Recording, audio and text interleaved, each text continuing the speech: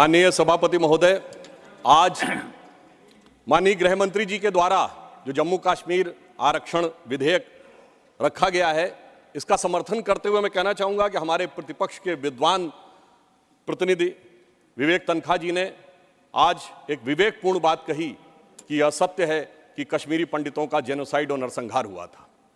परंतु ये कहते हुए मुझे कष्ट भी होता है कि एक दौर था जब उस नरसंहार के आरोपी और समर्थक दिल्ली में आते थे तो रेड कारपेट वेलकम के साथ आते थे, जलवाए जलाल से दिल्ली की सरजमी पर जलवा अफरोज होते थे। और सभापति महोदय, आज भी वो आते हैं मगर ईडी के सम्मन पे आते हैं, एनआईए की पेशी में आते हैं। ये अंतर आया है हमारी सरकार और उस सरकार के दौर में। मैं लखनऊ का रहने वाला हूं, वहां भी मैंने बचपन में हिंदू मुस्लिम कॉन्फ्लिक्ट नहीं सुना था, शिया सुन्नी कॉन्फ्लिक्ट सुने थे। इनकी सरकार के समय में शियाओं का जुलूस, मदे साहबा का जुलूस रोक दिया गया था।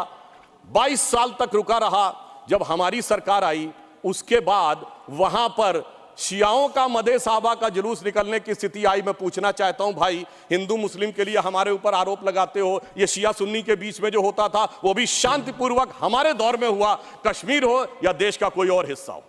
यह दर्शाता है कि हमारी सरकार सभी समुदायों को समान रूप से उन्नति का अवसर देती है। और 30 साल के बाद सिनेमा हॉल खुले। अब मैं एक बात और कहना चाहूंगा, बहुत बताया जाता है कि जम्मू कश्मीर सूफी का बहुत बड़ा सेंटर था। मैं पूछना चाहता हूं कि विगत 30 वर्षों से सूफीज्म के 4 बड़े सिलसिले हैं, नक्शबंदी, सोहरावर्दी, चिश्ती और कादरी। एक का भी कोई मरकज बचा हो तो बता दीजिए। बहुत से लोग विवादित ढांचा गिरने की बात करते हैं, मगर इस हिंदुस्तान में कश्मीर में एक चरारे शरीफ की मजार थी जो सैकड़ों साल पुरानी थी, उसे जला के ध्वस्त कर दिया गया और जलाने वाला कश्मीर भाग गया। उसके बारे में कोई नहीं बोलता। सेकुलरिज्म का सूरमा उत्तर से दक्षिण तक चुप बने रहते हैं। हमारे दिल में उसके लिए भी दर्द है। और मैं ये भी याद दिलाना चाहता हूं कि मुस्लिम समाज के लिए सबसे मुकद्दस मस्जिद हजरत बल पे नवंबर 1993 में आतंकवादियों ने कब्जा कर लिया था। ये वो भी दौर था, मगर इसके बावजूद किसी को उस दौर में खराबी नजर नहीं आती थी। आज जब सब कुछ शांतिपूर्ण और सही ढंग से चल रहा है तब यह समस्याएं नजर आती हैं।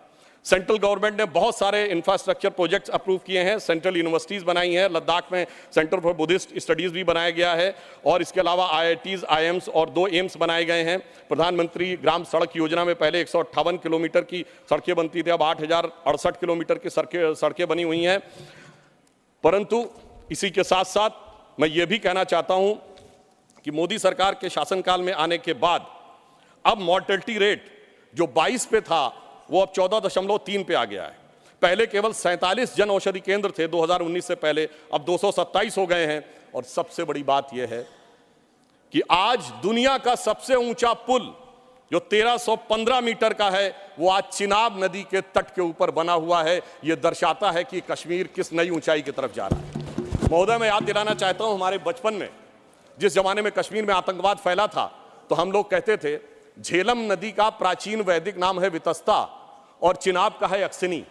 तो हम कहते थे बो दिए विष बीज किसने, अब वितस्ता ने पुकारा, क्यों झुलसता जा रहा कश्मीर नंदन वन हमारा। आज मोदी जी की सरकार आने के बाद हम कह सकते हैं, पर आज दुनिया का सबसे ऊंचा पुल अक्सिनी पर हमारा जो उभरता जा रहा, जो निखरता जा रहा कश्मीर नंदन वन हमारा।